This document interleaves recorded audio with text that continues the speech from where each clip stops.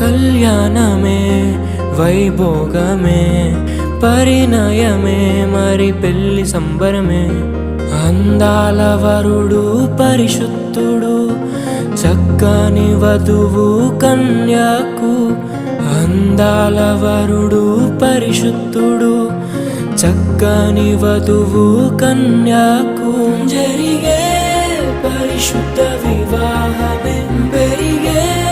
నిరంతర సంతోషమే జరిగే పరిశుద్ధ వివాహమే పెరిగే